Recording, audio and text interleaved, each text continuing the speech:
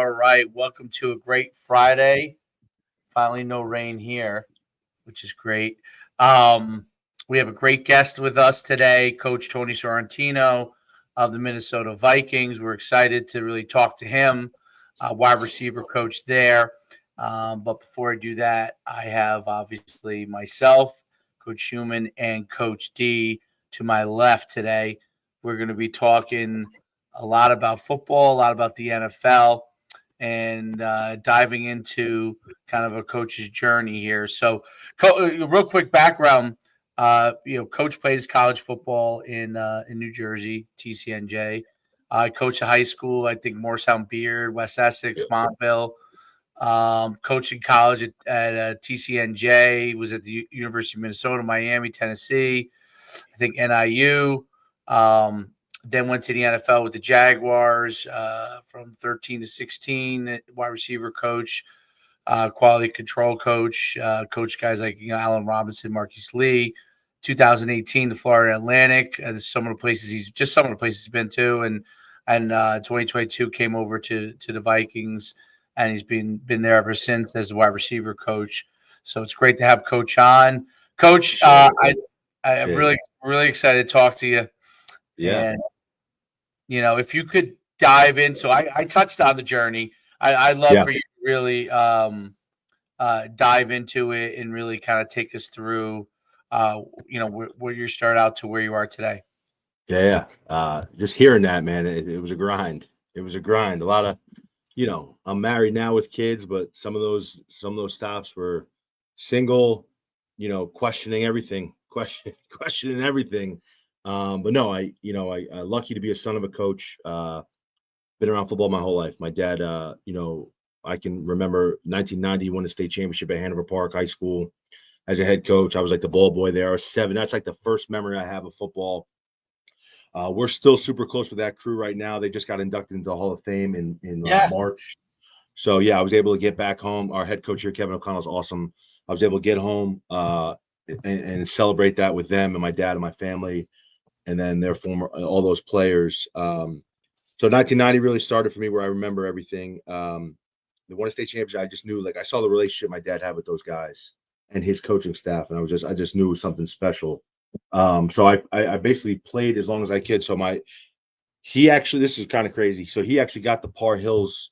I was going to Hanover Park, right? We lived in Parsippany. I was going to Hanover Park, and then something fell through with them, allowing me to be out of town to go there. I really don't know the politics of it then. I still don't. I probably don't want to know now. But So they didn't allow me to go. So I was going to go to Par Hill. I was going to go to Del Barton, Par Hill, Seton Hall Prep. We just didn't know where I was going to. And I was fine. I mean, I was fine. I was not like this sought after athlete or anything. So long story short, Phil Longo ends up getting the Par Hill's job. So still friends with Phil now, but it just wasn't the right move for us. So one of my buddies, who's since passed away, unfortunately, from Parsippany, ended up going to Mountain Lakes and paying tuition to go to Mountain Lakes. So my mom looked into it, and I'm like, I'm not going to Mountain Lakes. I'm never small, whatever, 8th grade thinking. I ended up going to Mountain Lakes. The best decision for me. Kind of matured me, made me realize that, academics and athletics are important. Great legendary coach, Doug Wilkins. So I had my dad at home. I had Doug Wilkins. And then I was a huge baseball guy. I fell in love with lacrosse. And Tim Flynn, who's still the coach now. So played lacrosse, ended up playing lacrosse. It was an awesome experience. Like I said, education really matured me at Mountain Lakes. We were good on football and lacrosse. I played basketball also. We're not as good, but kind of matured up.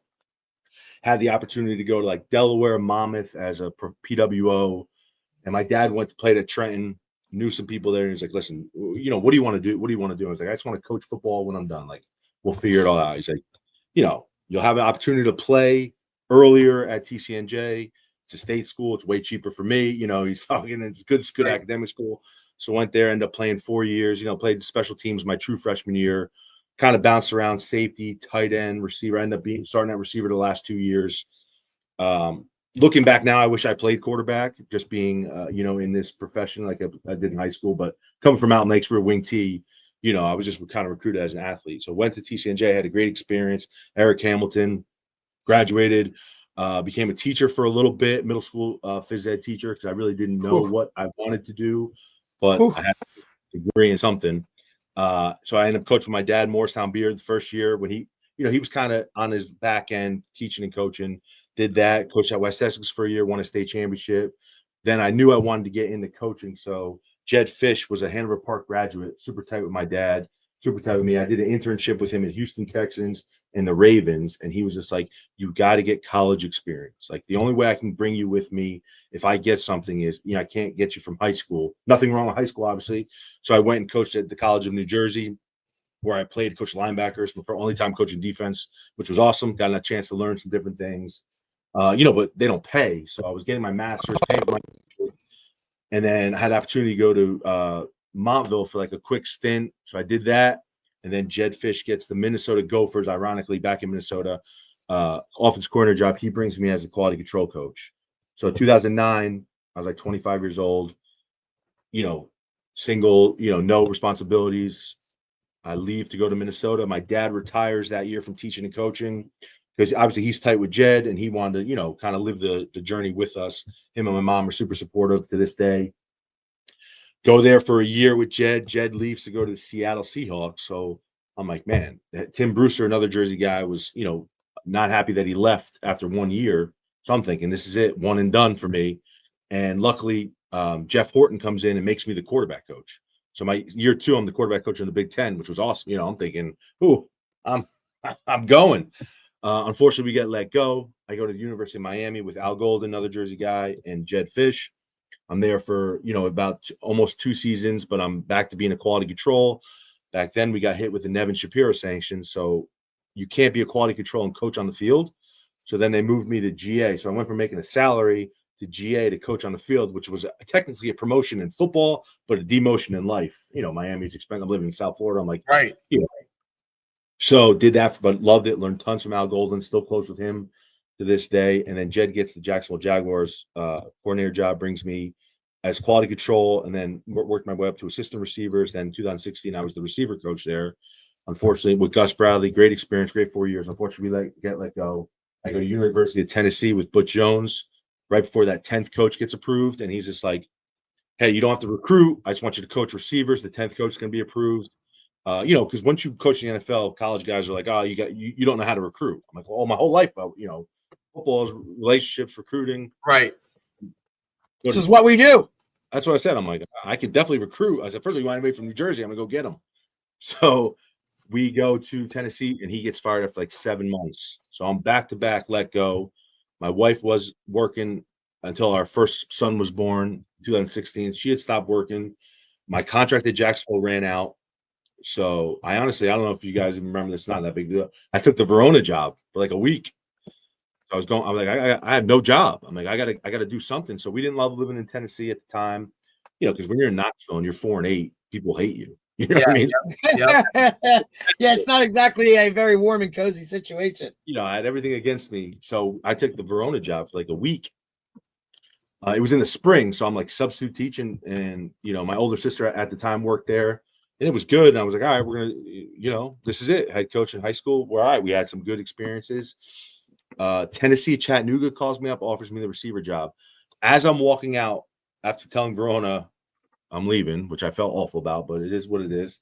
Right. Charlie Weiss Jr., I get a call from a South Bend number, and when it's job season, usually right now I don't answer my phone ever, right? But it's job season. I get a number from South Bend. I'm like, nobody from Notre Dame's calling me right now. Right. It's Charlie Weiss Jr., Monty Kiffin, God rest his soul, was with Lane Kiffin, obviously his dad at FAU. We were together at Jacksonville, super close with Monty.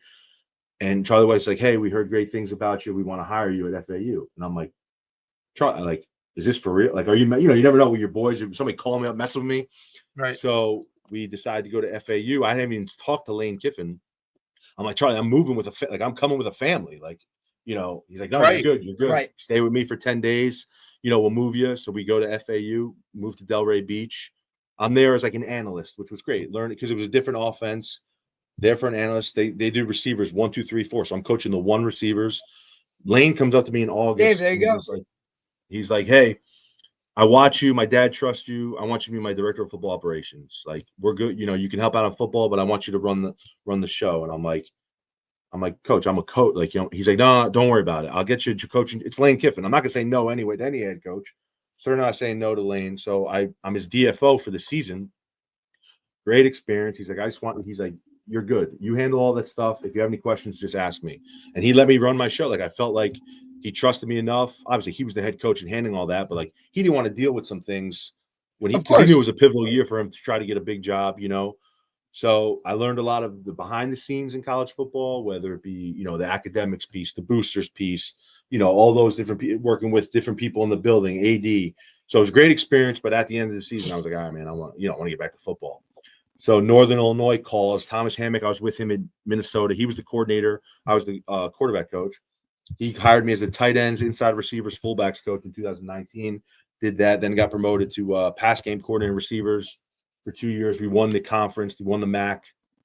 Lost to Coastal Carolina in the MAC game in 2021. A bowl game on a last second kind of crazy play. And then was able to come to the Minnesota Vikings, back to the NFL. So I've been here, assistant receiver coach, for going on year 4. Wow. It's crazy. What I'm a tired journey. just talking about it. It's such a short time period too. It's not like you're talking about 30 years. You're talking about a little bit over 15, right? To almost 20 years. Yeah. So 2000. Yeah. The world, it's humbling. It's fun, but it's like, holy. Some people look at my wife like, how do you do it? I'm like, I don't know how she does it.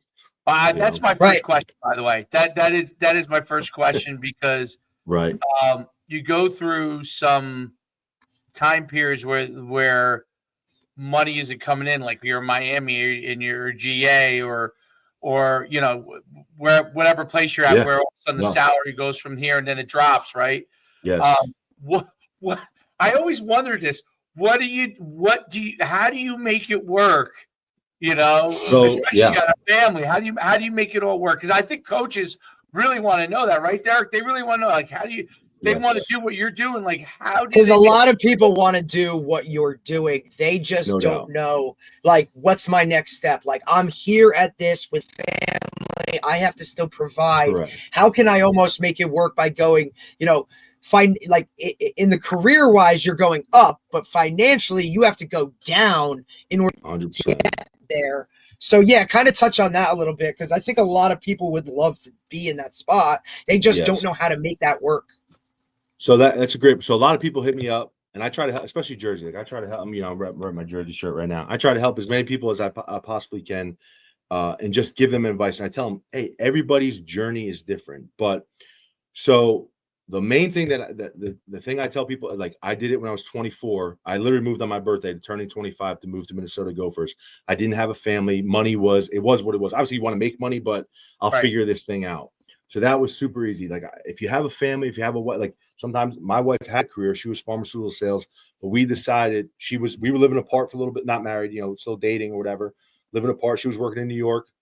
She was able to get transferred to Jacksonville, and she made more money than me our whole time in Jacksonville until the last year, the whole time making more money. So, and sometimes she'll be like, hey, are you sure you want to do that? I'm like, well, I'm not committed. I'm in this thing, But and we met in this profession. I think that was also huge. Like, and we also met when I was really just getting into the NFL. We started fully dating, and the NFL life to college life is way different. Not necessarily the money, but just like time.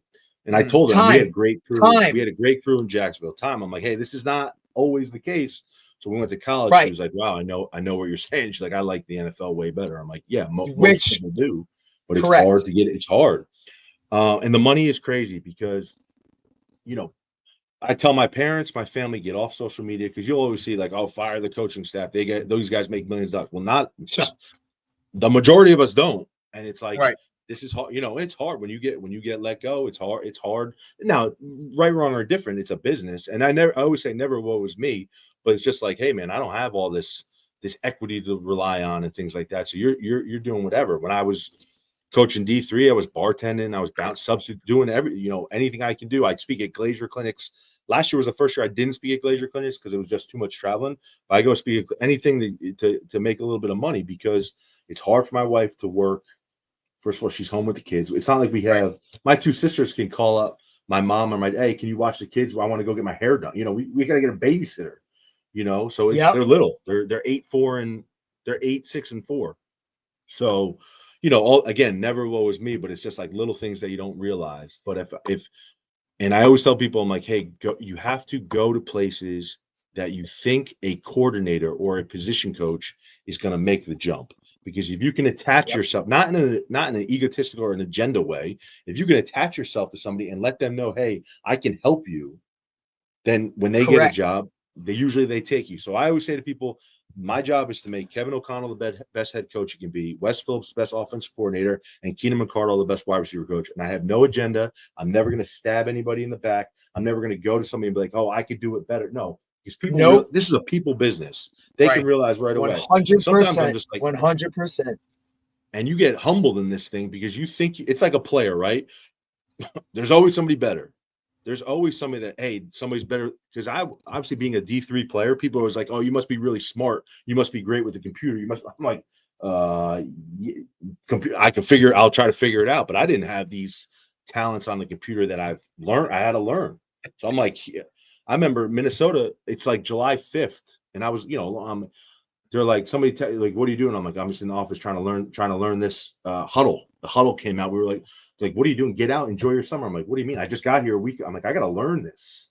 I've got to figure this out. I never wanted to be the reason why somebody like, hey, you can't do this. And I was learned real young, when you put your name on something, you better be proud of the result. So if I was in charge of a PowerPoint presentation or doing a drawing, I still do the drawings right now. Now, obviously I make mistakes, but it's not for lack of effort or, sometimes you'll see 2 Z's and you'll look at it and I'm like, oh, and it go up on the big screen. I'm like, oh my God, how did I not see 2 Z's on the, instead of an X, little things like that. But if you work hard, attach yourself to the right people, treat people right. I always say no job too big or too small.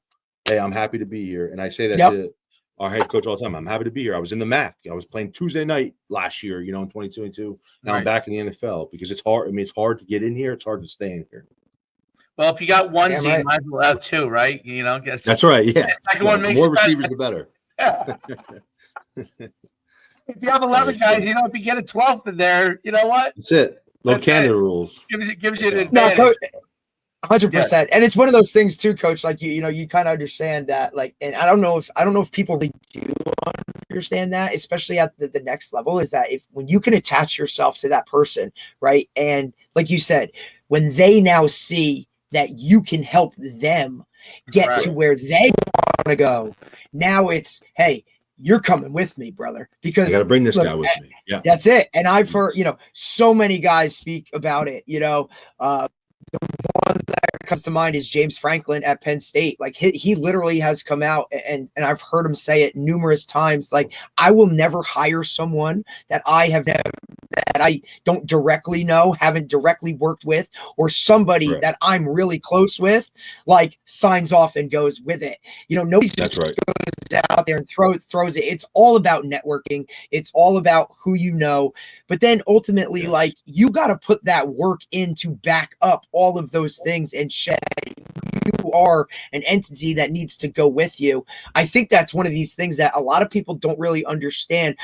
How did that guy get this job, or why is that guy there? And you can always trace it back to somewhere they work together here, right? Because every coach has that binder and that book of, if I do this, I'm calling this guy, this guy, this guy, this guy. You know what I mean? Right. You want your people, you want to be surrounded by your type of people, and that's how you get it rocking. We spend more, I mean, it's just reality. And again, other jobs and everybody, I'm not saying we're curing cancer or any of those things, but we spend more time with each other than anybody else. And again, something I learned years ago from Jed Fish, he says, hey, everybody can learn football. Not everybody wants to be around people. So I was like, all right, so you got to be yourself. It's too hard being somebody else in any profession, but especially this, right? Players, it's like when you go to class or have a coach, players know if that coach has an agenda.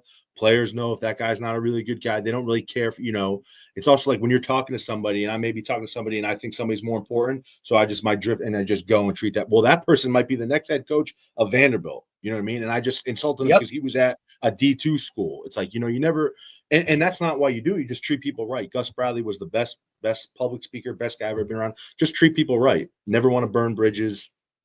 So I think that's, and you learn those, and I believe you learn that as, getting older in any profession. It's just magnified here because it's in the spotlight. You're around different people.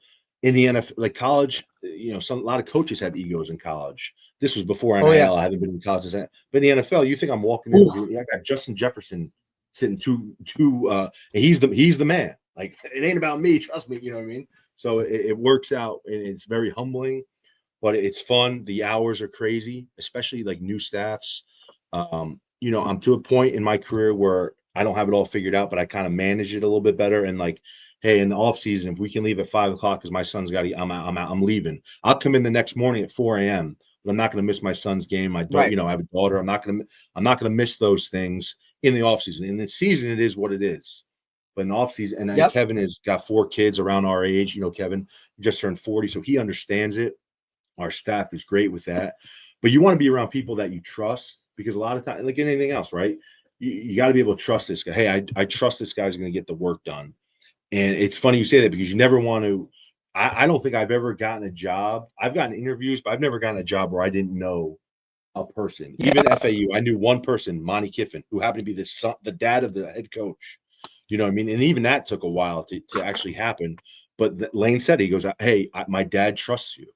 You know what I mean? If I never worked with Monty, there's no way I'm getting that job, no matter how no matter what I can bring. So I think that's important. And it's a lesson that, I want to be a head coach. I got the Rowan job last year, for the head Rowan job, interviewed for it. It just wasn't the right move for us at the moment. But I always like interviewing for jobs. So I always think you can learn and just see, hey, what if? Because if I was still at NIU, I would have taken that Rowan job and be the head job and see what happens. Because, to me, Rowan is, football wise, can make it happen. Being a TCNJ guy, I know that hurts my heart. And the same deal with TCNJ. I got to TCNJ, I got to go to TCNJ. But it just, where I'm at in my career, just wasn't the right move. But in 3 years, who knows if we get, like, okay, you make a relationship with the AD, kind of see what's going on. So I like interviewing for jobs. I like talking to people. I like doing the Glazer mix. I'll never turn down, an opportunity just to talk and meet guys and kind of share my story. Again, it's not the answer. I don't have all the answers, but if it just helps a guy, take a shot. Hey, I'm gonna go take the shot. Yeah, you might have to volunteer.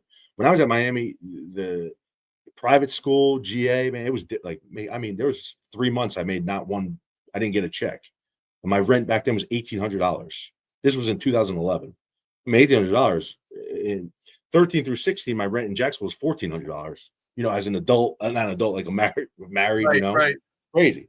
That's unbelievable. Yeah, my parents helped out, but they're there's right. That's well, listen, you make it, and you make it work, right? Like, just figure out ways. Like, I'm sure there was a lot where sometimes your wife was like putting it out, like, and you're like, hey, I need gas money, like, no doubt. Shit, like, it just really is.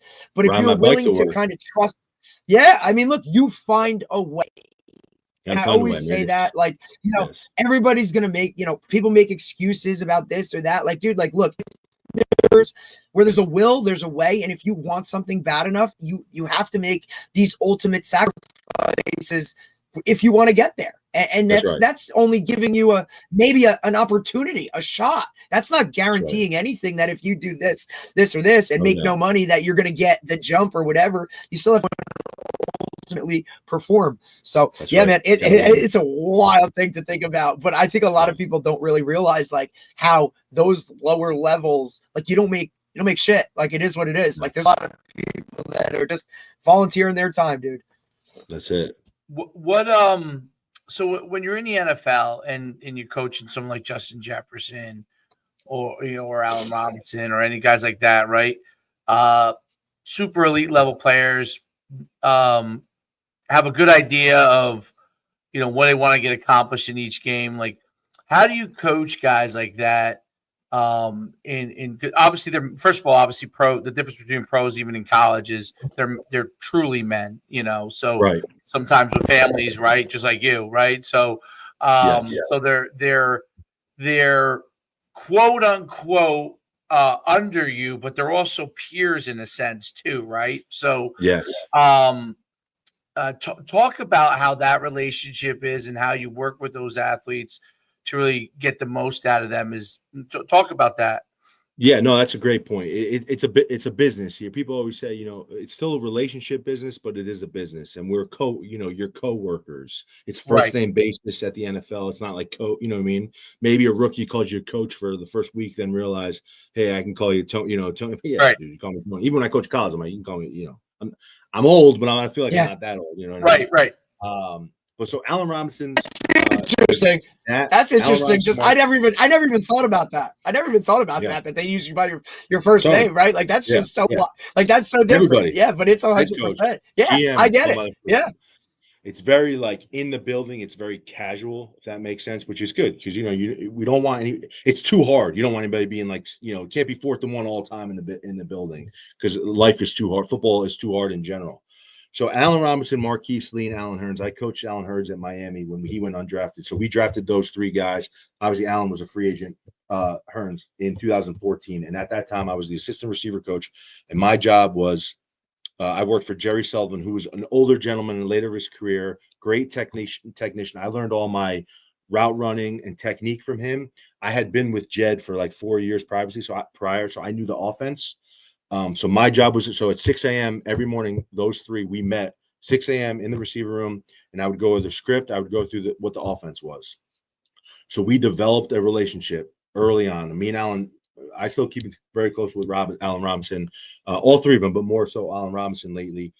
And he says, "Man, remember those 6 a.m." So I developed, and they said, I don't want to speak for him, but they said Tony can help. He can help me. He knows the offense. If I have a question, I can go to. He'll give me the answer. Because if they ask you a question and you don't know it, you lose. Oh, that's it. They'll never ask you again. Bye. Because credibility gone. Boom. So let me see if I have an example. Like when we do practice, I still do it to this day. Like I'm in this office for 4 years. Like we do practice, I write down I draw every day the play that's going in for that practice, what the X has, what the F has, what the Z has. Because sometimes they'll be like, Tony, what do I got? I'm like, well, what position are you playing? You know what I mean? Because we move guys around. So I just every practice make sure the script is right and know it, because I never want to be that guy. Because in 2009, Troy Stoudemire came up to me. He's like, "Hey, do you know this offense?" And that was my first year, and I didn't know it at the time. I got there like 2 weeks before and in summer practice. I was like, all right, I never want anybody to question whether I know the offense or not. So once you establish that they can trust you and that you don't have an agenda and you're there for them, you got them. Meaning, hey, Tony, like they'll text me and hey, what do I have on stucco? I'm like, you got the stick china here. Okay, yeah, that's right. Appreciate it. And then they take it from there. Now, Justin already was here. Jefferson was here before. So, but he trained with Jerry Sullivan. So the first week he's like, oh, you know the same techniques that I've been coached because Jerry coached me at LSU. I'm like, yeah. So boom. Okay. You always find a common denominator. Or I'd be like, hey, this? Yeah, I know. Okay, that's my guy. Like kid I went to high school with he works for WME. He's his manager, not his agent, his manager. So he's like, Garrett? Like, yeah. So he's like, and Garrett's like, oh, Tony's my guy. We went to Mountain Lakes together. Garrett was my agent for a while before he went to management. Now you got the end. So that's it. So then they'll be like, hey, these guys want to be coached. They don't want to say, hey, good job. No, hey, if this wasn't right, tell me. They want to be, they're perfectionists. So I'll be like, hey, it's not always just like, hey, what'd you see there? We're running the choice route. Hey, JJ, tell me what you saw here. What made you break it in? I should have broken out. Yeah, tell me why you should have broken out. They know. Just hey, reinforcing or being like, hey, false day. Watch your false step there. He's like, hey, Tone, what do I got on this play? Hey, remember, it's a stroke, not a strike. Okay, gotcha. Yeah. And they'll look at me like sometimes they'll look back and be like, he's got a million things going on in his head, and our offense is, it's complicated. I was like, hey, dagger, yeah. So okay, you make him. You got to be one step. I can't do it. I always say to these guys, I can't. I know what it's supposed to look like. I know how to teach it. I can't do it, and it's my job. My job is to make sure that you guys know what you're doing. That's my job, and how to do it. And then a lot of times, what I benefit now here is like I'll watch the corners, and I can give those guys some. That's one of my main things during the week. Who's is insert corner here traveling with JJ? Is he playing the right, the left? What does he like to do? Is he going to be aggressive? I'll like look at Twitter and be like, all right, this person's saying they're gonna D you up, JJ. That means they're probably getting double team. You know what I mean? If somebody's coming out and saying I'm gonna stop JJ, that means they're probably double team action. You know what I mean? They're because they're yeah. So ain't nobody covering him one-on-one, brother. Yeah, like you ain't locking him up solo. So it's good, but like that was my main thing, and then like different ways. I've sat in a lot of meetings. I've run meetings. I was, different ways to make it exciting in the meeting room because we're in meetings for 2 hours. So you just try, I'm a big PowerPoint guy. I play music in the meetings, and we do like a 5 question and there's a bonus question. If they get the bonus question right, that person gets to pick the genre for the day. If they don't get it right, I get to pick the genre, to make it competitive. And in Jacksonville, we struggled, we were struggling. So you had to come in and just make them excited about coming to work every day. Right. Minnesota's been a little bit easier because we've been successful. Make it, Yeah. Hey, make it, hey, we're still putting on a show. Hey, we got an opportunity. We're having, we're doing this. So you just got to be like, think outside the box. Sometimes it was a struggle, man. You're like, hey, we might get fired if we lose this game. And you're thinking that in the back of your head, but you still got to come to work, be the same guy every day, have energy, have juice, because it's contagious. Nobody, it's a long day for us. The players, it's not as long, but they got a million other things. They're worried about their bodies, getting it, all these different things that they have to worry about. So you just try to make their lives as easy as possible. That makes a ton of sense. It's so interesting that because it's basically it's a corporate work environment, right? So you're in a corporate work environment. Everybody's got to be able to work together, get things done. Yes. And that's what's different about the NFL of everything else, over everything else. And everybody's input and the things that need to get done have to be on the same page. It's really interesting. I was an agent for 6 years, so dealing with. There you go. I was just looking before we got on to see if some of the personnel guys are still there. There are a few that are still there. That back when I was an agent, I stopped in 2021. But yep. There's still a few guys that are still there, and that have moved up. Guys who were like low scouts. I looked at like senior personnel executives. Oh yeah. But it's really, really interesting, that part of the NFL. And so I'm curious this of receivers too. So many different techniques are being taught, and so many of your guys probably like what Justin Jefferson does might be different than another guy, right? Like as far as coming off the line or how he techniques, right? How do you work with all of that? Like, are there core things that you think you need to get done with them, or do you give them the freedom to do certain things like how they come off the line or stuff like that, as long as they accomplish X, X, and X? Like, how do you approach that part of it? Yeah, great point. Because you can have a 6'1", a 6'4", a 5'8" receiver. They come in all shapes and sizes, and that's one of my initial, when we talk about releases or talking about, first meetings, that's what we talk about. I'm going to teach all the different variations, all the different techniques, all the different releases, but you got to find your one or two, breadwinners that you can really go to, and you have to know who you are. Now, there's some guys who are 5'10" that are powerful as anything, so they can use some of those things that the 6'2", 6'3" guy works. But then not only do we have to be great at our releases, then we have to be great at counter. What are they doing to counter that? So we work a bunch of different releases, all the techniques to get off the ball. But in college, I was a little bit more like, no, this is college. I'm like, this is how we're doing it. In the NFL, you give them a little bit more freedom, and they're more like give and take relationship. Yeah. Hey, I did this to work that, then to set up later. Okay, gotcha. So we'll kind of discuss those things. Obviously, the first rule is you got to win at the line of scrimmage, because if a defensive coach can press man, they're going to do it the whole time. So the three keys to being a great route runner, I think, is win at the line of scrimmage, create vertical pressure, then develop the route at the top. So we have, power step and a half, double up, speed release, diamond release, all those things, releases to help us win at the line of scrimmage. Number two is create vertical pressure. I want all routes looking the same as I go vertical. And one thing I always say to people when I do I said, one of the hardest things in sports is for the goalie to stop a penalty kick, right? Because it's straight on. So as I'm straight on as the kicker, I can kick it top right, top left, bottom right, bottom left, straight. You know what I'm saying? So as a route runner, I want to give that DB, I want to go vertical at him so he doesn't know if I'm going right, left, post, corner, stop, back down the hill, down left, down right.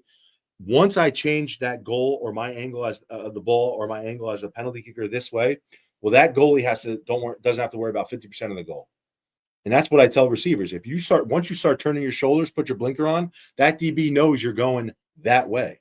So you eliminate 50% of his anxiety is alleviated. He can guess that you're going to go that way. Same with a goalkeeper. So I try to really focus on creating vertical pressure, keeping shoulders square, making all routes look the same, and getting vertical, stepping on toes, right? We don't want to make breaks too far away.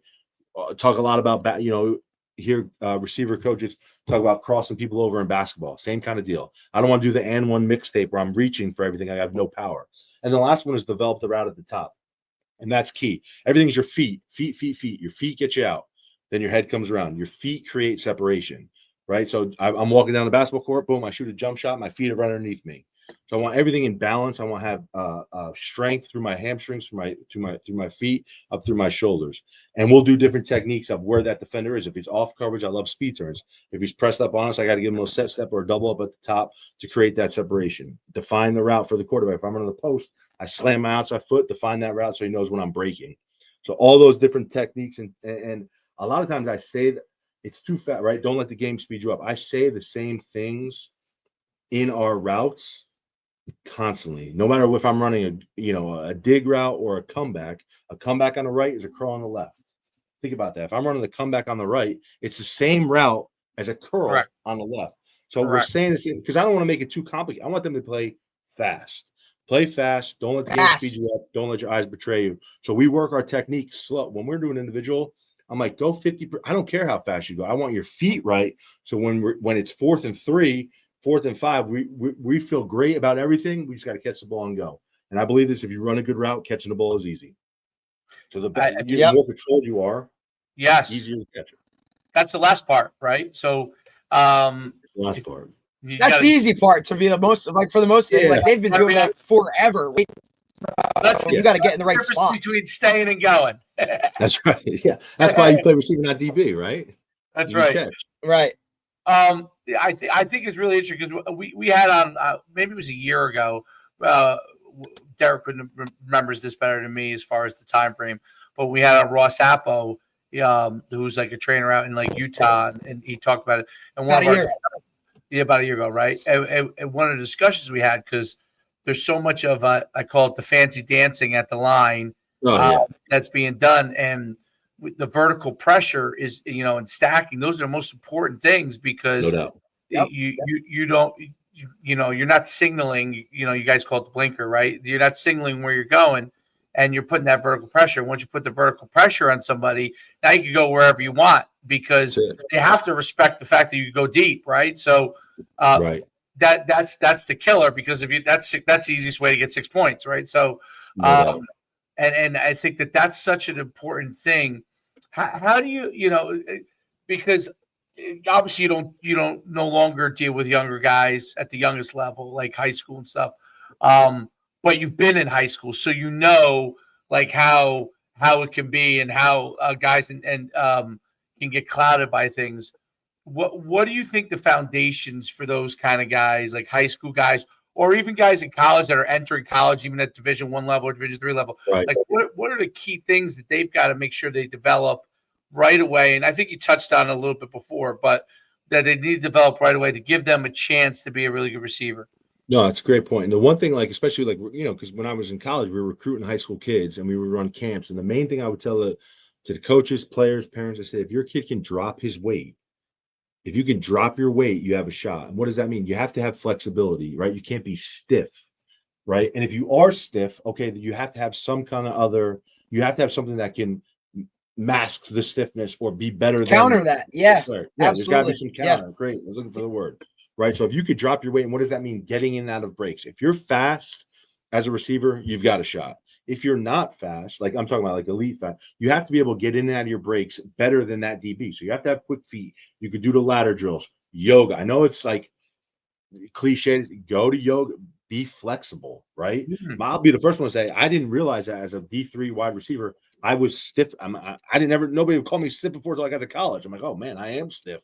I got to work on flexibility. Right. I got to be able to drop my weight. So that means when you're doing squats, get extra low, be able to drop your weight, get out of your break. Because you could be a 4.6 guy, but if you're a 4.6 guy that runs great routes and get out of your break faster than that DB, you can get open, right? If you're a 4.3 guy, the chances are you can run by somebody. I just got to teach you how to stop. So you can run those stop routes, those go routes, those comebacks, right? Because they're going to be playing over the top. You're going to be wide open.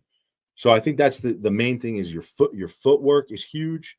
Being able to drop your weight and getting out of your breaks faster than the other guy.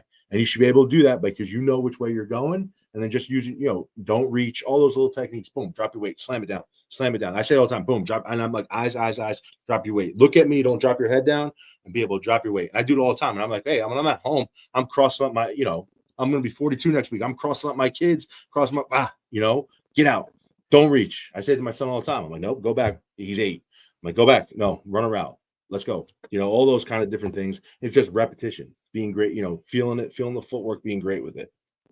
There's no doubt. I think another point you just really made that was really, really important is knowing what your assets are as a receiver. Like, Right. and you talked about if you're stiff, you got to have something. Like it always amazes me. Like Mike Evans, obviously, who's gigantic. He's not like he's stiff. You know what I mean? But He's so big. He's so big, right? But he can go get it. He can high point it. He does. He drops his weight really well, amazingly for a guy that size. But he's not going to look loosey goosey when he's running his routes like Odell or Justin. You know what I mean? No like doubt. he's not going to look like that. And but knowing what your body is, being able to like utilize your strengths, correct, is really, really interesting because wide receivers, you said at the beginning, come in all shapes and sizes. And the fact that you guys are obviously now playing with so many receivers. I mean, running backs half the time are wide receivers now. That's right. So you're utilizing all those different body types, and they all have a role, right? They all have a role because this guy can do this, and this guy can do that, and this guy can do everything. And then, obviously guys like Justin Jefferson who could do everything. You get those guys. You're playing chess. You're good. But it's good. I'm sorry. Good. No. I was gonna say it just like you have to think like this. Who are you going to give a jet sweep to every receiver? No, I'm not going to give a jet sweep to every receiver. So it's the same kind of thing. Why am I going to have a certain receiver run a choice route if they don't have that kind of movement? Same thing. I'm not going to throw a go ball to a 5'5" guy unless he's a 4'2" guy. You know what I mean? So our job as coaches, especially in college, more so because you have so many more players that are active that day. NFL, you only have 5 receivers active on game day, and usually one of those is your returner. So you're really dealing with 4, depending on each team, obviously, you're dealing with 4 guys. Okay, I got to make sure these guys can do all those different things. That's why I always say the more you can do. A lot of things. In college, if I have a 6'5" receiver, he might play 10 snaps a game, but I'm going to throw him. I'm going to give him 4 goal ball. They got to cover it.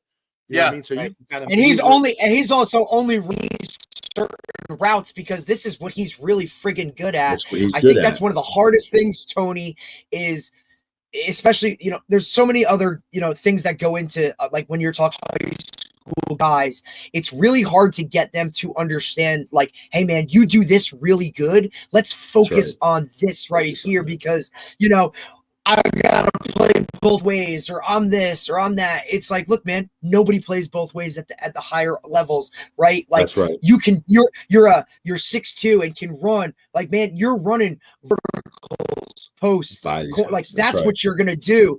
Hey, you're 5'8" and you're really quick, twitchy, man.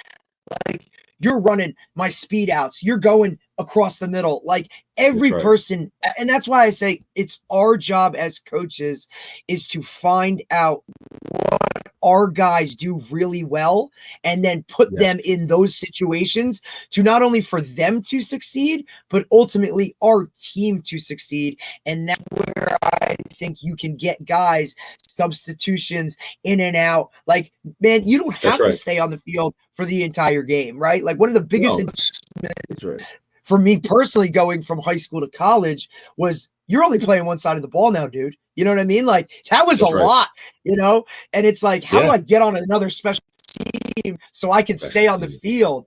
But then guys start to see, hey, this is what I'm good at. Let me polish this and hone this skill. And then I can be really productive as we move forward. I have a role. What's your role? You know what I mean? And it sounds so dumb. My 8-year-old plays travel soccer, right? Love it. Maniac on the side. I'm a maniac on the side. Football, when he plays flag football, I don't say a word. Soccer, I'm out of my mind. My wife looks at me, she's like, I'm like, no, because it's like, but it's travel, so it's competitive, and he is super aggressive, plays defense and goalie. He cannot shoot. He can kick, but he cannot shoot. He will never take a penalty kick for his team. He will never be the indirect kicker, and he will never be a corner kicker, ever. These other kids can kick, but he's the throwing guy. So it's the same thing. Why am I? He throws it in all the time, and he plays defense. I would never have him as the coach. He's never going to take the penalty. That's okay. That's not your role. So it's the same thing as it gets higher and higher. All right, just use common sense. Anthony, my son, he will never take it. Sometimes he runs over for the corner. I'm like, no, you're not. Yeah. Hey, you're not the corner. It is what it is. These guys are better than you at that. Let them do it.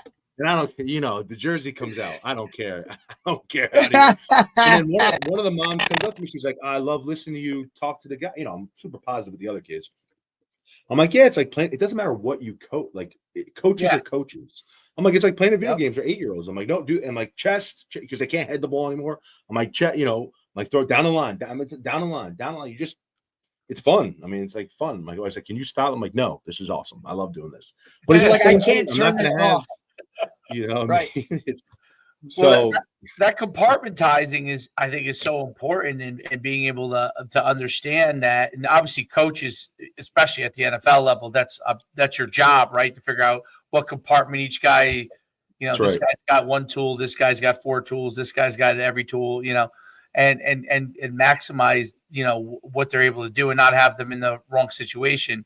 It's such an important thing for athletes to start to develop those kind of things with themselves. It's knowing your body, right? It's knowing like look in the mirror. What do you look like? Okay. What player looks more like you do? You know what I mean? That's right. You know what I'm saying? Like, yeah.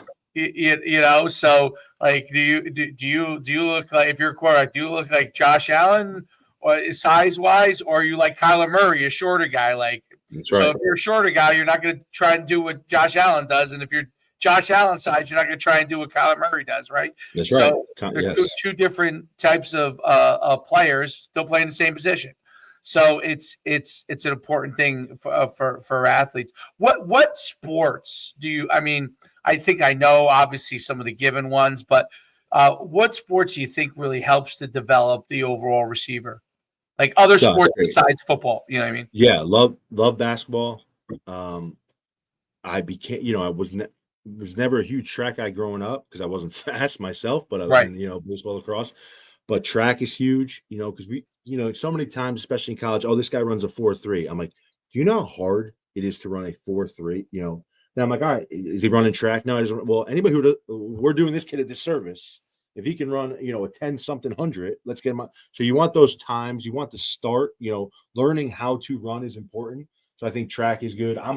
I'm huge for competition, and I know this might go against, but there's no substitution for competition. I want my quarterback on the free throw line, or wrestling when the game's on the line, to sink, because it's, you just either have it or you don't. And I always say, I try to say to people, I'm like, if you just told me right now, hey, for $1 million, go sink a free throw in front of 100,000 people, okay, I'm gonna go do that. If you told me I had to go speak about something other than football to 100,000 people, I'd be shaking. I'd be a nervous wreck. You know what I mean? But you either have that killer instinct of being an athlete or not. So the competition. So if you're playing anything, I'm good. It could be golf, it could be tennis, whatever. But the actual sports to get you ready for playing receiver, basketball, track.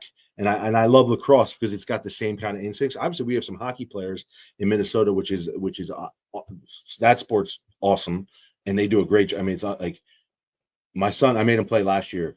He comes off the ice. He goes, "Dad, I'm the worst one." I'm like, "I know." He's like, "Can you come out and help me?" I'm like, "No, I don't remember last time I've ice." You're like, "No, I got nothing for you." No, he got better.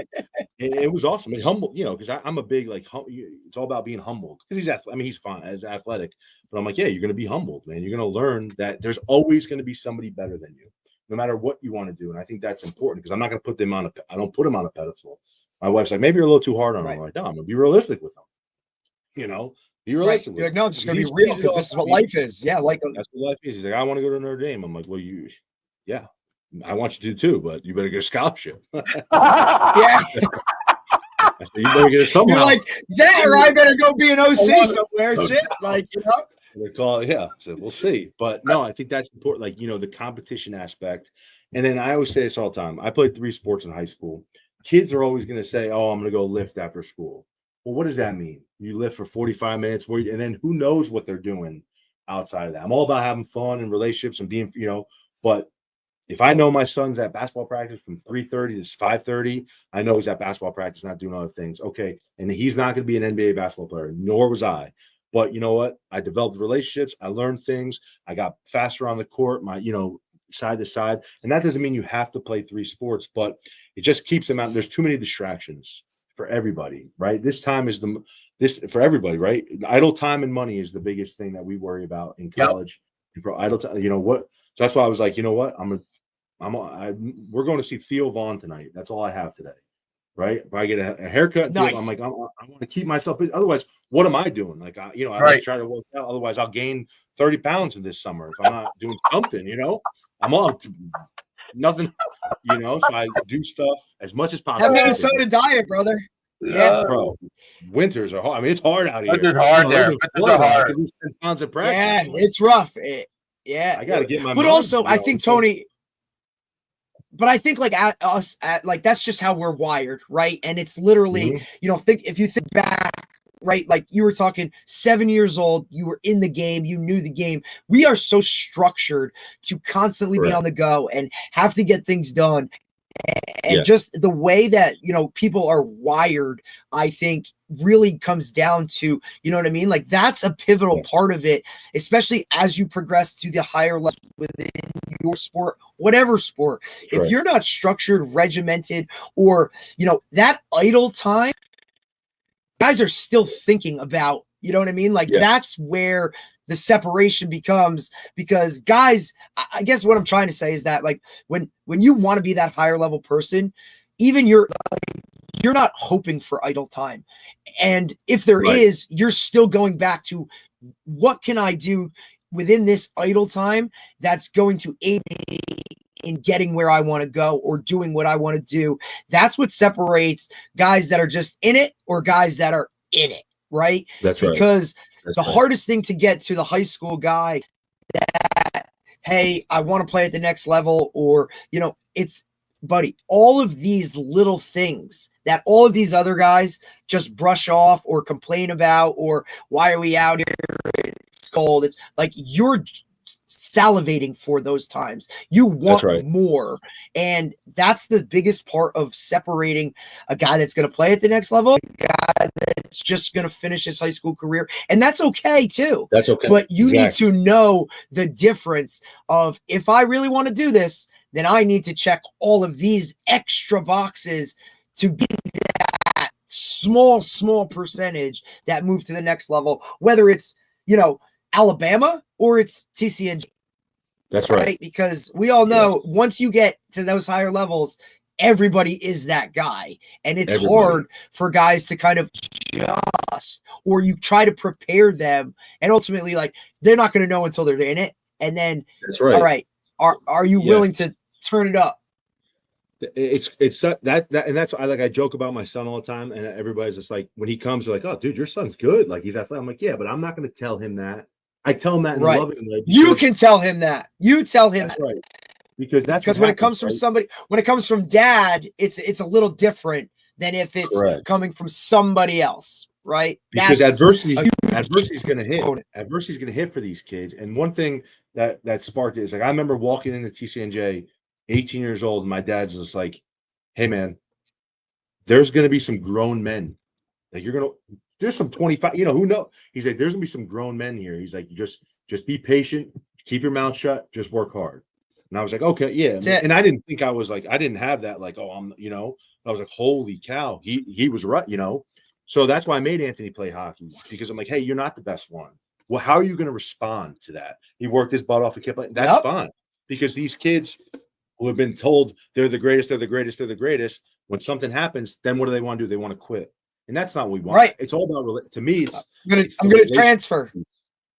Transfer, yes, 100%. So to me, it was like, all right. And the one thing that, like, it just sparked me with that, especially when I was in college, right out of college, coaching, like, oh, D3 is just one step above high school. No, it is not. It's not even close to one step above. I mean, like I said, you're dealing with 2003 Tony Rassiopi, 2002 Tony Rassiopi. Tell him at Rowan, it was that guy's a stud. That's one of my best. A dude. These guys are dudes playing. You Montclair State, receiver, my guy. Nick's up with the Wayne Hills. He's gonna kill you. What's his name? Great receiver, Montclair State. What year? 2000. He's 2 years older than me. 2003. Eric McGreeny. Boom. I can't. McGreeny. Done. mean, that's what I'm like. Just name it. I'm like, dude, stud. John DiGirolamo, we grew up together. These guys are dudes. Now, obviously, not everybody was a dude, but I'm like, just saying, like D3 is not one step. I said, go put pads on and get tackled by one of these dudes. It ain't one step above. So it's like even back in the day, they would have that argument like, oh, could this Bosco team beat William Patterson? No, dude. Like, no. Like they might put up a fight for a quarter, but it's just different, dude. I have to fight for it all the time, dude, because as a D3 guy, you know what I'm saying? But I always make the comparison. Like I started at Sacred Heart, went to Montclair State. Like you're talking 1AA or FCS, and then to Montclair. Like there were better players at Montclair State. What I faced at TCJ, Rowan, Salisbury, right? Like any level up here is not this. And it comes down to you are now surrounded by like-minded guys. Everybody was the best player. Everybody was all division, all conference, all state, right? Like it's just those guys in high school, there are guys on the team that are there to wear the varsity jacket, to get in the picture. And that's okay too, man. That's like great. That is totally okay. That's it. And that's your role. But I think, and Dave and I go back and forth because we do a lot with youth sports now. Not everybody is a sports person. So you don't have to play sports, man. Like, but now it's kind of, you know, everybody plays sports and do all this. Right. And we talk about it all the time, man. Like some guys are just, you know, when we were growing up, and, you know, I hate to be like the old head, but not everybody played, and that was totally fine, dude. We could still have a conversation in the cafeteria. We could still be homeboy, like we could still be boys. Yes. Like I got to go to practice, and you got to go, you know, I don't know, work on a car or some shit. Like it was totally okay. No. Whatever your jammy is, like, guess what?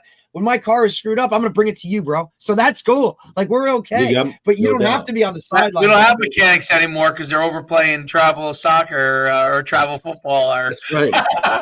He's sitting on the bench over there. He's sitting on the bench. I wish I was better at Excel. I wish I could rip out how many words a minute. I wish I could sit here and create this interactive, you know, marketing campaign that we can post on X. I mean, if you look, those are people being hired within this profession now. Or, hey, I'm a finance guy, because guess what? You're the GM now, and you got to allocate $22 million across this 105-man roster in college. How do we do that, right? Because I sure as hell drawing up, you know, whatever route combination over here, I don't know how to manage this guy's, like, our salary cap, but you're going to get hired with a big time program, or the film stuff. Like, hey, I can around and do all this kind of stuff.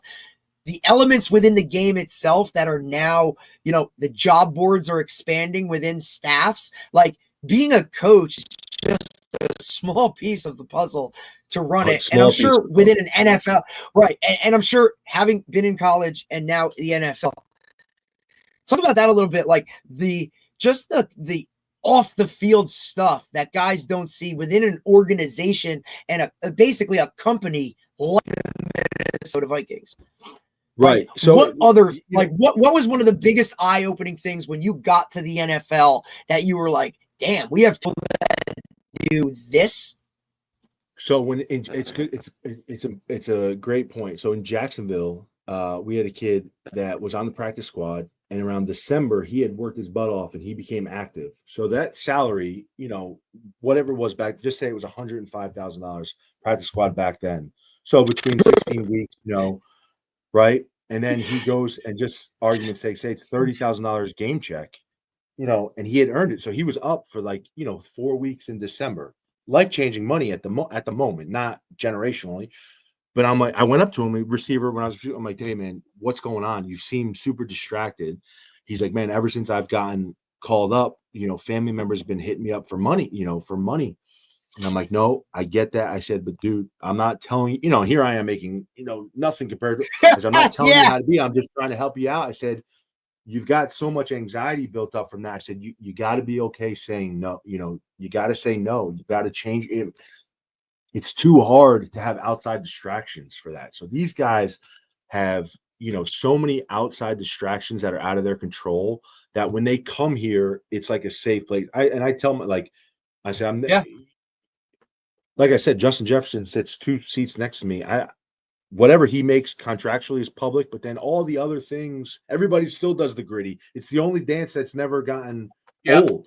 So I'm like, the amount, but I would never go to him, hey, can I borrow money? You know what I mean? You've got to have this like understanding of these guys trust you, not like family, because that's but like I don't want anything from them. And it's so like crazy, like, oh, like, well, I asked for my son to get an autograph. Yeah, things like that. But like, you don't want to bother these guys with that kind of stuff. You never want to seem like a fan, because I've known some NFL guys that haven't made an NFL, and the reason was, hey, they can't separate the stardom with just being right. The fan. So that's, and some guys like, hey, it was just too big for them. And they're better, and it doesn't mean they're bad people or anything. And like, maybe they learned, but like, even like, I'll tell a quick story. 2013, like Jed was great. He was super hard on me, right, wrong, or indifferent. Maybe because he's known me since I was a little kid, but he was hard, and everybody would say that to me. And I'd be, I'm like, I want to do a good job, and everybody likes hearing, hey, good job, Tone. And I appreciate Jed, and I'm glad he was hard on me. But Tony Clemens, the receiver back then, said, hey, man, tell him you're a pro too. And that was like 2013, my first time in the NFL. And it like kind of hit me. He's like, dude, you're a pro. You're a professional football coach. That's what you do. He's like, tell him you're a pro too. I didn't tell him that, but like, I was like, okay, you know what? This guy's telling me, Tone, you're doing a good job. You deserve to be here. And Tony, I'll never forget that. I tell that story a good amount. I mean, that was 2013, how many years ago? And I'll never forget that. And it just made me feel like, okay, because you're always down. Hey, do I really? Am I doing a good job? Am I living up to the hype? I have this, it is, I'm telling you, and that's why, and I really approach coaching that way as well. Look, a guy might do, 15 bad things in a practice, but I'm sure as hell going to see the one thing he does well, and we're going to focus on that. I think that's where coaching has changed a lot, right? Or, good, bad, indifferent, to use your words, right? Where it's one of those things where it's much more praise than it is negative. Back in the day, again, I think coaches coached more. You coach mistakes, right? Yeah, don't coach mistakes, correct mistakes.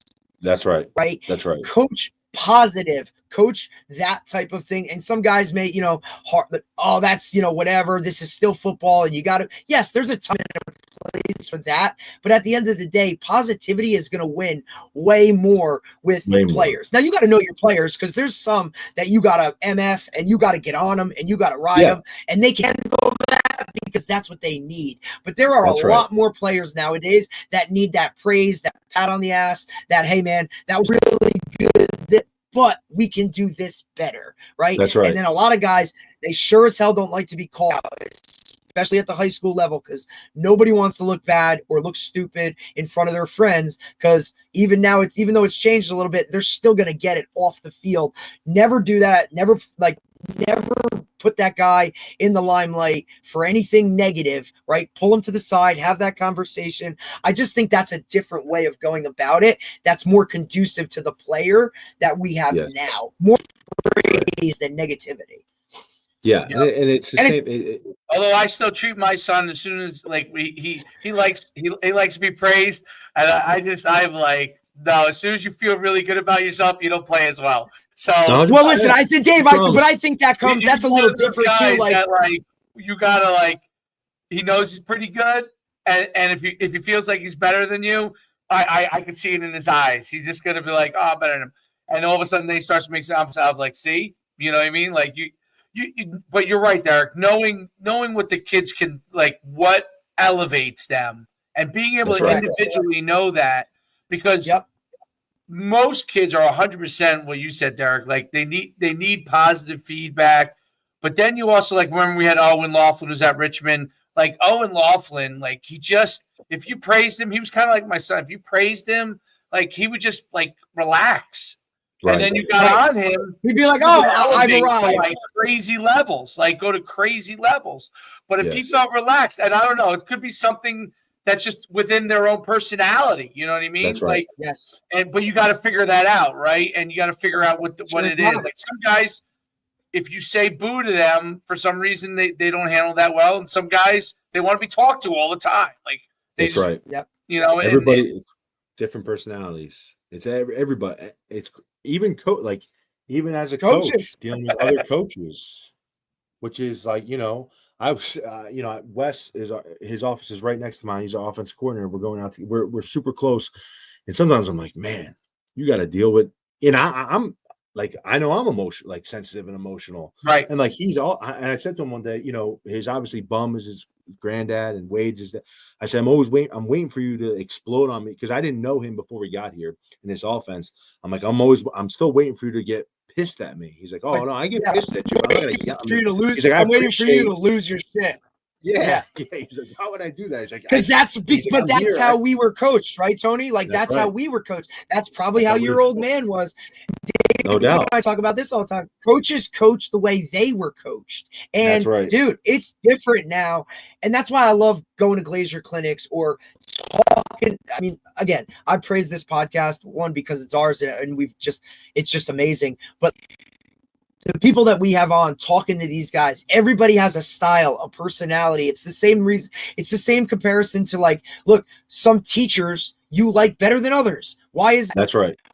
Well, because you just align better with their, skills, tactics, whatever you want to do, their approach to it. You're going to find guys that you like, dislike, but having to deal with that, coaching personalities, guys within the room itself, right? Like you bring a wrong receiver in, he may be the best receiver in the league, but if that guy doesn't fit your receiver room, now we're all, you know what I mean? Now we're all looking for jobs next year, managing personalities and the off the field stuff is what, I always tell guys, like football is the easy part. Like that's the easiest shit. Like we go out there, dude, like it's football.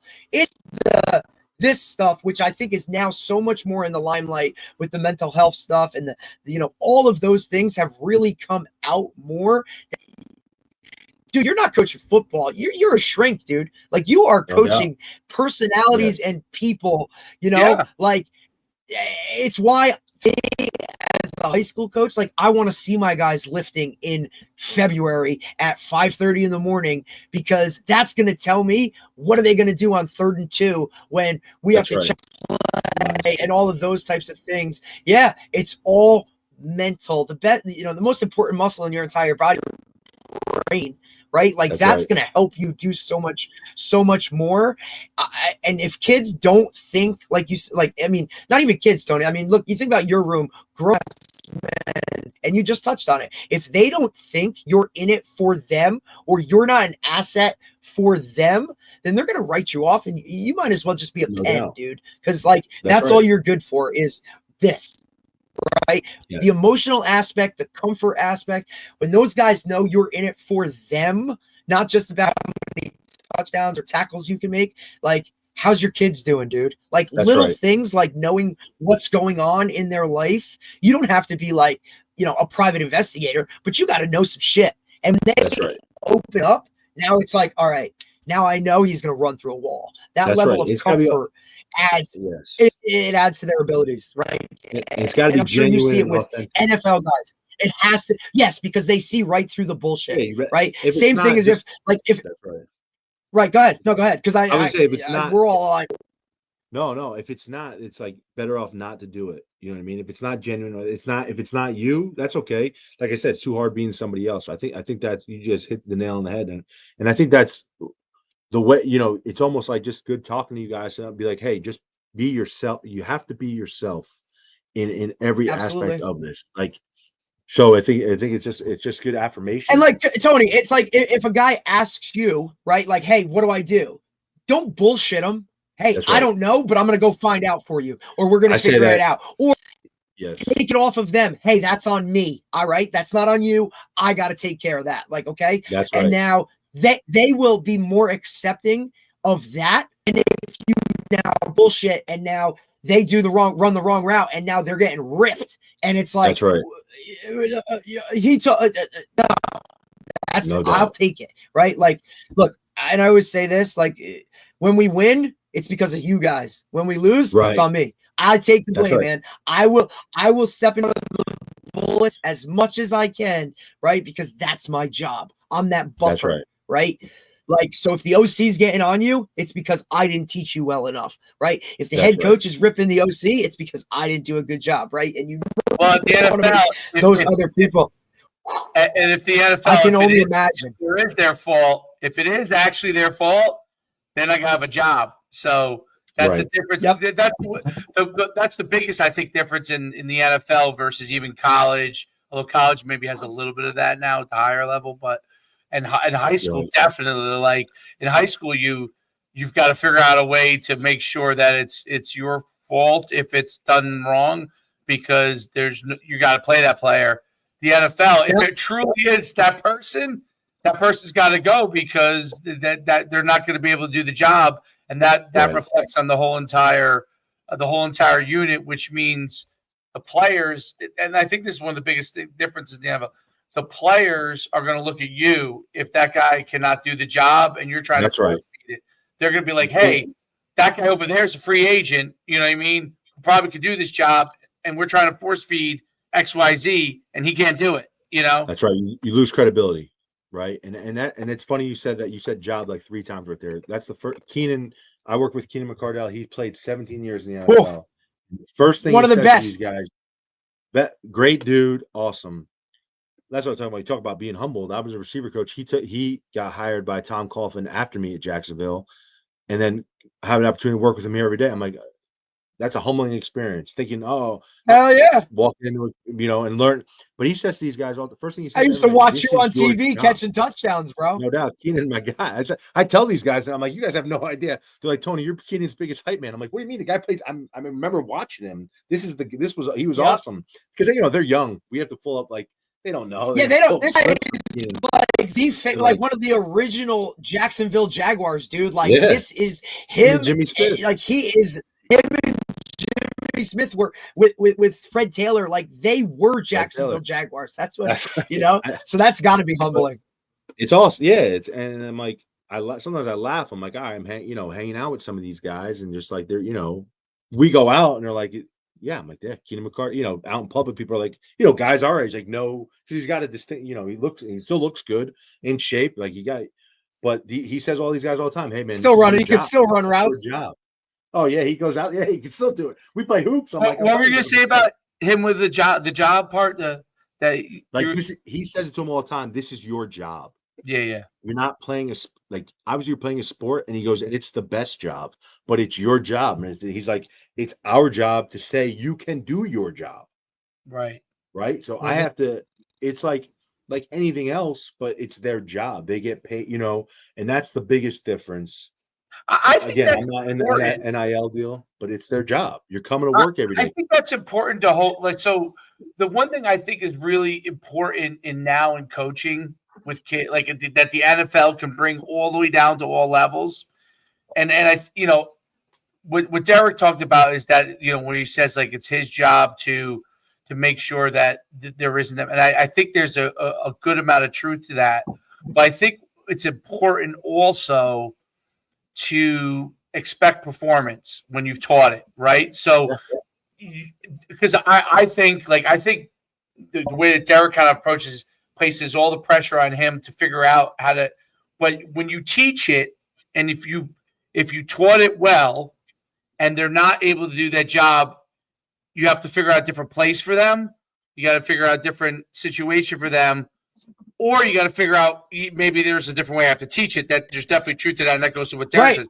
But then you have to get to a point, though. I think it's important in coaching to get to a point where, and there could be a point where, as a coach, you're not good enough.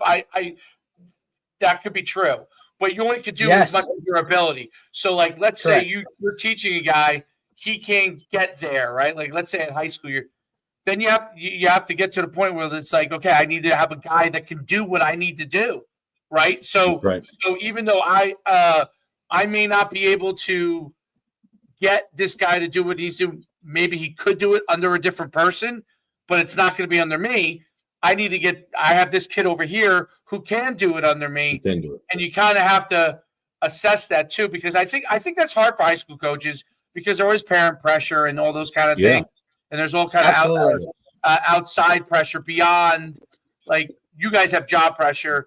which is why you have to do it. Like you could fall in love to a certain extent. Obviously, if you're going to fall in love with Justin Jefferson as a player, because Yeah. No, we have natural bias. We're biased. Right, you have natural bias, but you have to sometimes block out your natural bias, right? To say, hey, how is he going to continue to get better, right? Because at some point he gets older, maybe he's not quite as fast as he once was, all those kind of things. But and to be able to assess that, but I think that's important, even at the high school level, even like what guys fit with what we're doing, and can I get the most out of this kid? And if I can't get the most out of this kid in this position, maybe that coach can. He should play that position over there. In high school football, you could do that more, obviously. Sure. No, I get it. One of the first, again, one of the things I say in my initial meetings or in Glacier clinics, I just say, and very candid, I'm like, who do you think my mom thinks is the best coach in the NFL? Right. She's going to say me. Who do you think my wife thinks the best coach in the NFL? She's going to say me. They're wrong. I'm not the best coach in the NFL. I'm telling you right now, I know I'm not the best coach, but they don't care and they don't know it. So it's the same thing. Everybody's parent thinks their kid is the best player. Absolutely. So, but it's our job. We talk about it all the time, Tony.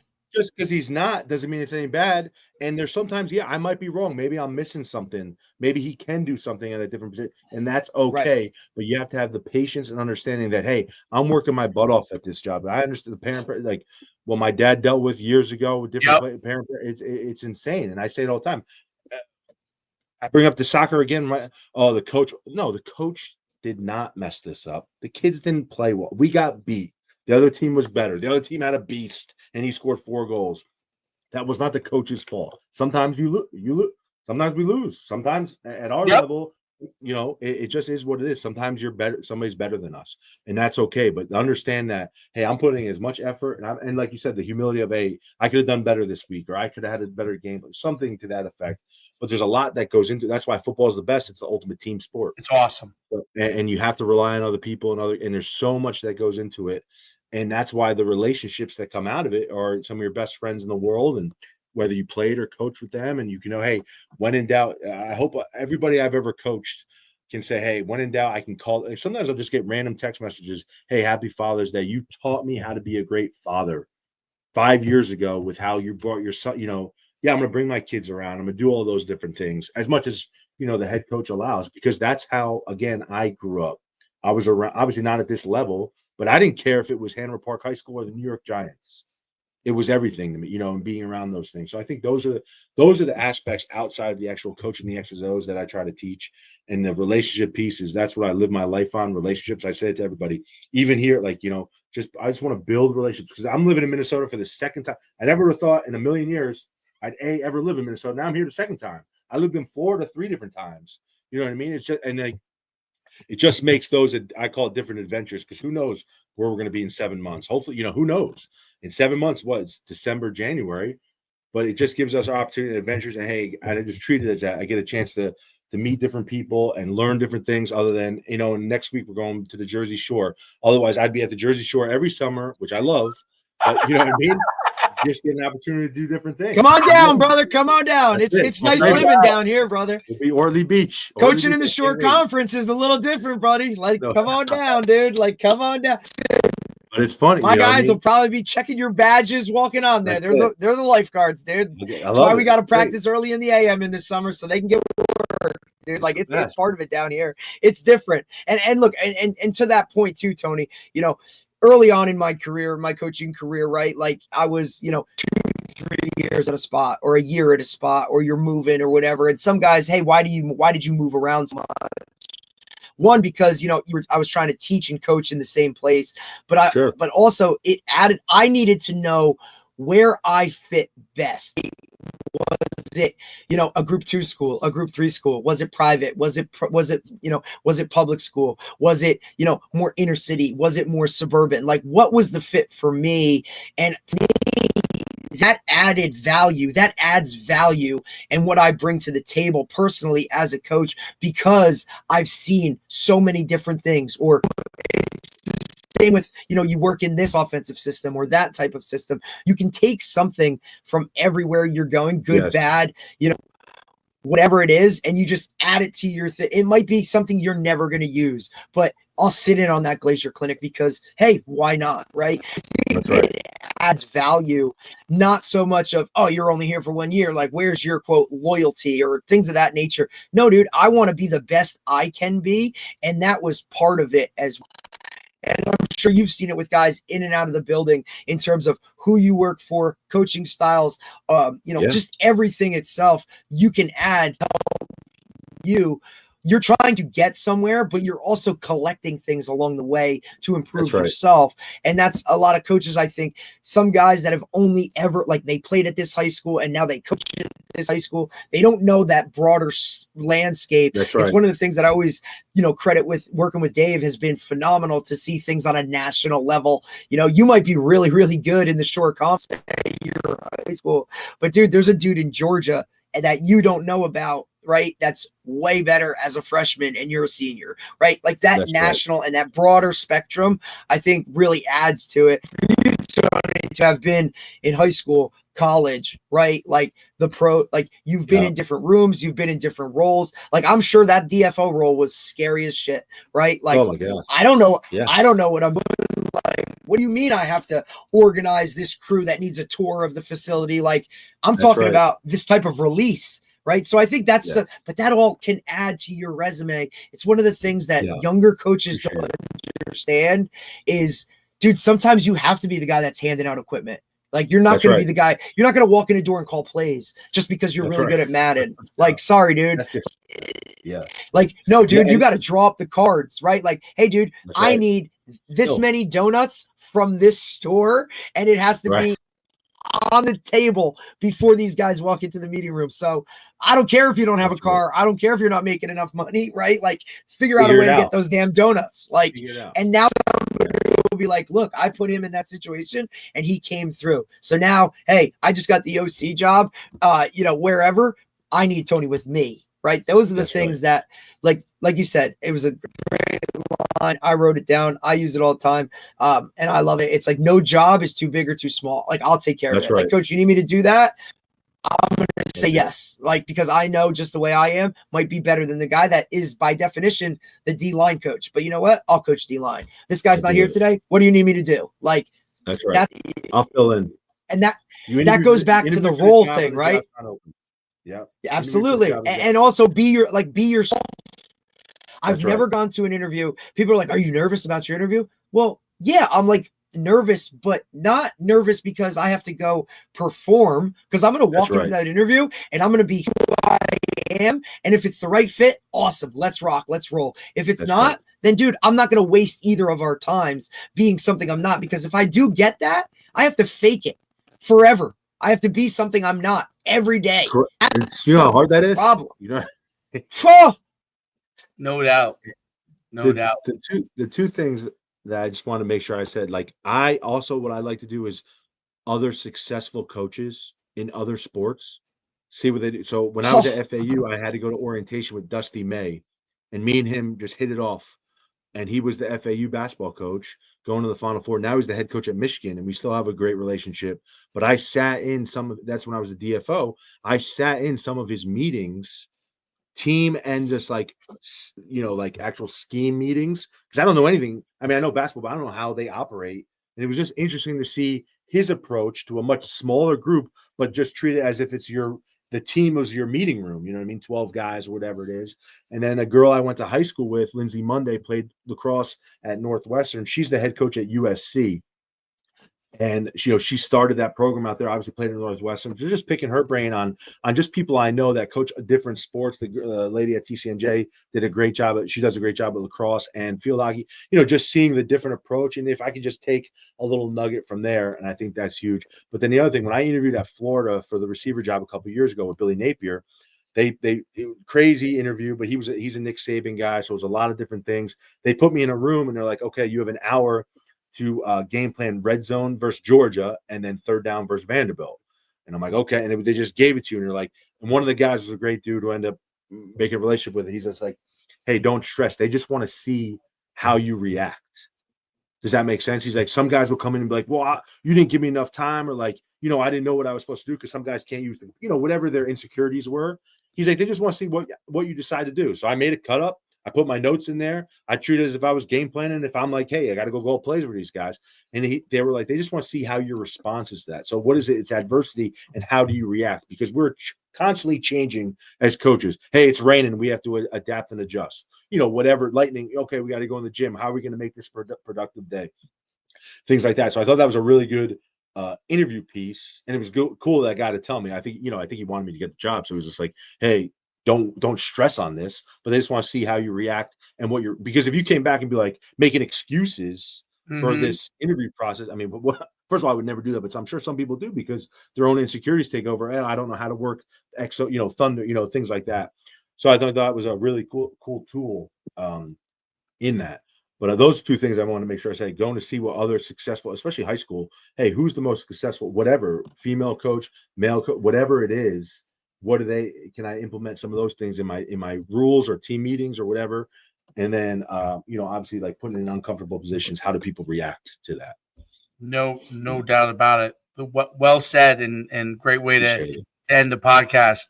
Yeah, for sure. Coach, phenomenal having you on. I learned a ton listening to you, and it's great having you on.